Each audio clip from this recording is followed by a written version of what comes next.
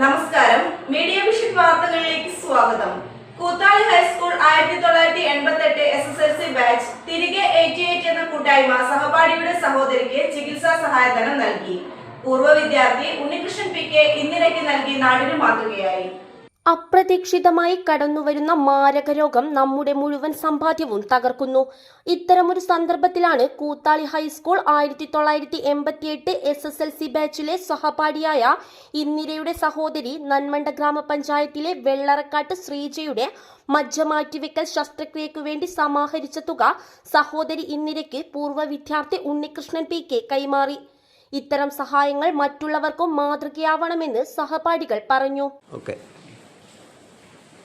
ഞങ്ങൾ കൂത്താളി ഹൈസ്കൂളിൽ 1988 SSLC ബാച്ചിലെ സഹപാഠി ഇന്ദിരയുടെ അനുജത്തി നന്മണ്ട ഗ്രാമപഞ്ചായത്തിലെ വെള്ളറക്കാട്ട് ശ്രീജ അവരുടെ മജ്ജ മാറ്റിവെക്കൽ ചികിത്സയുമായി ബന്ധപ്പെട്ട ഫണ്ട് സമാഹരണത്തിൻ്റെ ഭാഗമായി ഞങ്ങളെ കൂത്താളി UP സ്കൂളിലെ ഗ്രൂപ്പിലെയും ഹൈസ്കൂൾ 88 ബാച്ചിലെയും നിങ്ങളുടെ പൂർവ്വ അധ്യാപകരുടെയും സുഹൃത്തുക്കളുടെയും എല്ലാ സഹായത്തോടുകൂടെ വളരെ കുറഞ്ഞ ദിവസം കൊണ്ട് ഞങ്ങൾ സമാഹരിച്ച തുക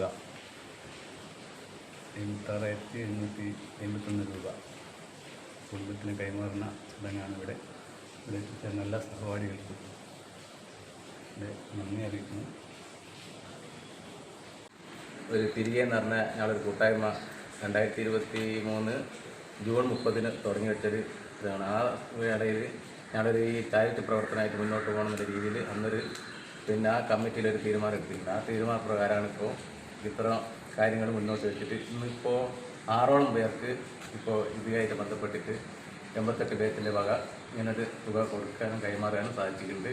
അതുമാത്രമല്ല ഈ വർഷം തന്നെ 2025 ജൂൺ 5 പഠനോപകരണം 20ഓളം കുട്ടികൾക്ക് പഠനോപകരണങ്ങളായിട്ട് കൊടുത്തിട്ട് ഉള്ളൊരു സംരംഭം കൂടി ഇത് നടത്തിയിട്ടുണ്ട്.